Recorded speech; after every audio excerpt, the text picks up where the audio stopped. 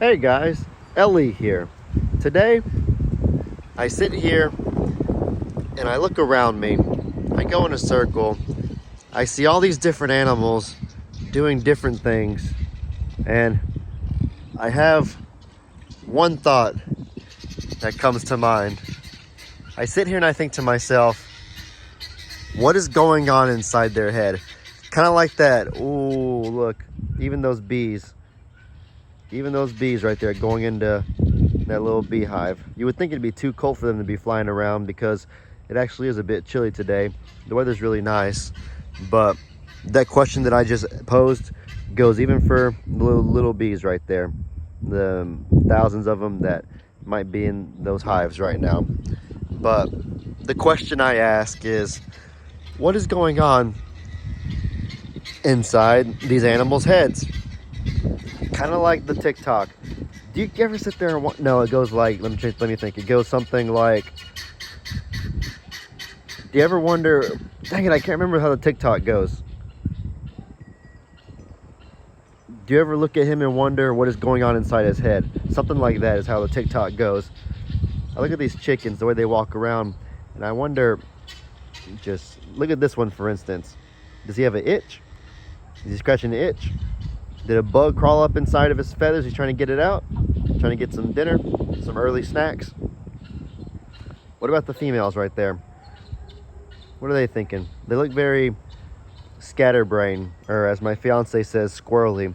I kind of, for those that don't know this about me, I have an extremely hard time trying to turn off my brain. My mind is always racing. There's not a single moment that my mind just doesn't have anything going on in it, that I just have full and utter, I guess, emptiness or relaxation. It's just not really possible for me very much. There's this one time I remember a few months ago that I was just sitting there and I realized that there was literally nothing going on inside my head. And I looked over at Megan and I said, hey, Bubs, is this what it feels like to be a normal person? To have rest in your mind once in a while? And she goes, yes, that's it. Because a lot of times she'll be sitting there and I'll ask her, what are you thinking? Just a conversation starter. Yes, even fiancés like to have little conversation starters. And she'll say nothing. And I'll be like, that's impossible. It's not possible to be thinking about nothing. Were you thinking about nothing, I guess? And she goes, no, like there was just no thoughts in my mind. I was just resting my eyes and relaxing. And I imagine that's how a lot of quote unquote normal people that aren't me, that's how their brains work. I imagine animals are like that too, because even cats and dogs, I'd probably go right now and find you a cat or a dog.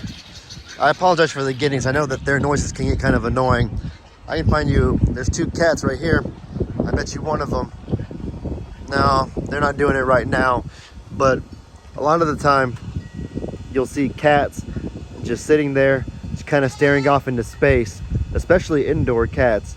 And I think that they just have, their brains are obviously a lot smaller. I think a human brain's probably bigger than a cat head entirely.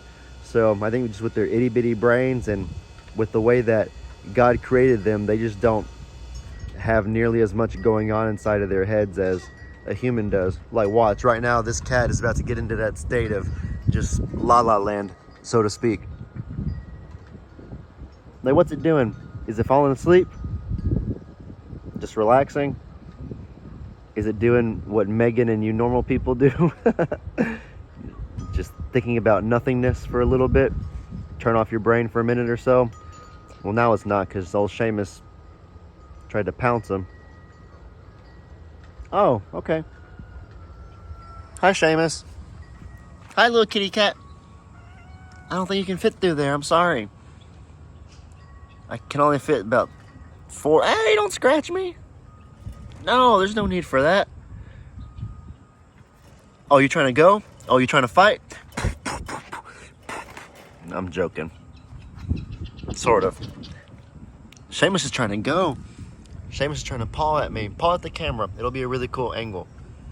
Oh, you don't have the guts to paw at the camera. He's going to put your tail and your booty in it. Okay, I see how it is, Seamus. No, but it's crazy how people can turn off their brains. And so that kind of gives me some insight to what might go on in an animal's head. Let me come over here to a different group of animals. I already spotlighted the cats and the chickens. Let's look at Miracle, for instance. Just walking around, eating food. She does that all day, every day, pretty much. There's a few moments that she's playing with Ivan or playing with the goats. But once they get tired after about 5 or 10 minutes, it's either laying down, just staring off into space, or something like that. When you look at it from a human lens, a human perspective, you put human goggles on, then it can seem like it would be really sad being an animal, because they don't have anything like TV or video games or going fishing, other things like that to stimulate their minds.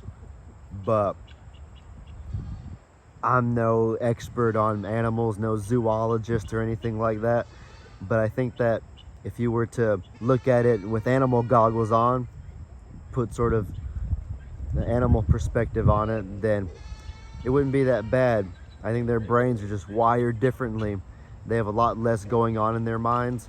That state that my fiance can get into, it's not even a state, it's just literally, it's just kind of, I don't even, because when I say state, it sounds like it's a trance, and it's not a trance or anything like that. It's just being relaxed, just having your brain basically shut off for a little bit, just not having any thoughts. The way that a lot of people can be in that state of mind, I suppose. I think animals are like that almost all the time. It's almost that kind of thing with, like,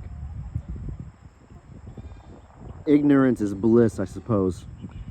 They don't realize what they're missing out on, so there's no reason for them to be sad. All they know is grass, kicking, and sleeping, and reproducing for the ones that aren't fixed.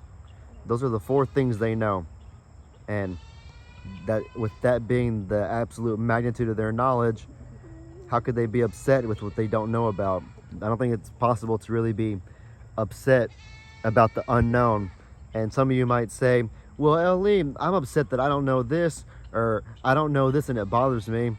I think that's different, though. That would be being upset. That's being upset because you know that you don't know something. The animals don't even know what they don't know, if that makes sense. But we humans that are wired a little differently kind of do know what we don't know, if that makes any sense at all. That's kind of some sort of weird philosophical thing. So I don't know. That's probably just a bunch of nonsense talk anyways. I used to be into all of those philosophy videos. I remember about 2 years back, I used to watch a lot of videos about philosophy. I was even in a philosophy class about Aristotle, Socrates, Plato, and all those guys. And it was really interesting at the time, them like trying to give different theories about like what created the universe, this and that. But then once I read the Word of God, the Bible, it had a lot clearer, a lot better answers than really what were just theories from philosophy class and from other classes. So I kind of am out of my philosophy phase now, obviously, but I still remember some of the things, I suppose. Hey, little goat. What's the matter? What's the matter, little goat? Oh, you're gonna pee right in front of me? That's kind of gross, you know. It's a little bit sus, as the kids say. I'm at that perfect age, 22 years old, where I can fit in with the adults. I can hold down a conversation with grown-ups because I'm in college. And oh, that kitty's so sweet. See that right there? It's still awake, I think. That's La La Land right there. If it had its eyes open and was just staring into your soul the way that animals do a lot, that would be absolute epitome of La La Land. Goat, what can I do for you? Your Papa's goat. I think he wants me to put him in there, or she, but I'm not supposed to do something unless Papa asks me to do it. Oh, it's pooping right in front of me. What was I even saying? I forgot. Animals can be very distracting, as I'm sure you all know. High five, girl. I did not know this, but Carly is pretty good at the high five. Watch this. High five, Carly. Oh, that was so awesome. That's the first trick. It's kind of weird calling it a trick, but that's the first thing. Dang, she keeps doing it. 5. I only wanted 1. I just kind of mindlessly had my hand out. That was really good, Carly. That's the first thing that I want to teach my child is how to do the high five. The high five is an essential, isn't that right? Yes, it is. One more for old time's sake. Yes, good stuff, Carly. All right, guys, I'm back. There's a lot of distractions on a farm when you have all these different animals, when you have babies, and you have a scatterbrain. It's just unlimited distractions, unlimited things to keep you off track. This is probably giving some of you that are teachers in the comment section anxiety, so I apologize for the trouble my videos cause you. I'm just kidding. But I was talking about Pawpaw's back. I was talking about how being 22 years old is a pretty interesting age because you get to hear all kinds of conversations. You get to hear very broad things. When you're around kids like Lex, Connor, my cousins that are a little younger than me, you hear them talk about kids things like the word sus I was joking about a second ago, what's going on in the WWE universe, what's going on in the Fortnite universe, things like that. When you're around adults like grown men, you talk about football, fantasy football, talk about what life is like at work, being a lot of guys are firefighters, a very admirable profession, putting their lives on the line to save and take care of people. You hear about different jobs and experiences that people that have had many years got to experience, so you get wisdom through that. And you talk to older people, the elderly, your grandparents and stuff, and they have even more wisdom to share about what life was like when they were a kid, what the world looked like in the 1950s. You just get, at the age of 22, you get very diverse conversations. When you're a kid, when you're young, you're 8 or 9, you're obviously held back or sheltered from having to hear about the stresses of finances and taxes and things of that nature. People don't talk about that in front of their kids. When you're much older, it's harder for you to kind of fit in with the younger kids. You don't get to really keep up with the things that are popular in young teenage, young adult culture. So being 22 is a pretty cool age because you're right in the middle, so you can fit in with everybody if you so choose. I like being 22 years old a lot. I remember when I was younger, when I was about, I don't know, pretty much my whole childhood up until I was about 19 or 20. So the majority of my life, I could not stand being kept in the dark. I could not stand knowing that people didn't want to share things with me, or they would hold things back from me because I was a kid and I quote, I wasn't mature enough to handle it. I understand that people were doing it for my own good. It's stuff that I as an adult would never share with a kid because it's just not their place to have to hear and worry about certain things. But man, it irritated me so bad because I was pretty mature for my age when I was younger. But now that I'm older, I get it. It makes a lot more sense. And it's funny, now that I'm actually old enough to be able to hear, understand, and give guidance on those things, I'm not always eager to. If I hear like some juicy gossip going on in the background, like I'm not the first one there to be like, ooh, tell me what's going on. If someone wants guidance or advice on what the best thing to do is, then yeah, I'll be happy to help or give my best input, but I'm not the same nosy kid I once was. And it's funny because right now is the perfect age that I could be. I don't know. Hey, pup. I don't know. What else? You got birds flying around in the sky.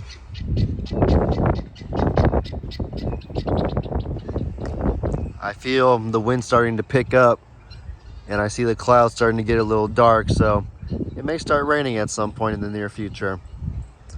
It's probably time for me to go ahead and wrap this video up.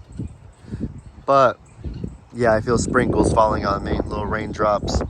Raindrops are falling on my head. It's from Spider-Man. It's from Spider-Man 2, the scene when Peter Parker decides he doesn't want to be Spider-Man anymore. He just wants to live a normal college student life, have a girlfriend, and not have to have the weight of the world on his shoulders every single second of the day. That doesn't work out though, because as they always say, you can't escape your calling. And even though it's fictional, his calling was to be Spider-Man, and you see very quickly that he could not escape that calling. It's who he was created to be. All right, guys, with that said, I hope you all enjoyed this video. Be sure to let me know in the comments what kind of stuff you want to see. I hope you all have a really blessed day. And as I always say, your boy Ellie out.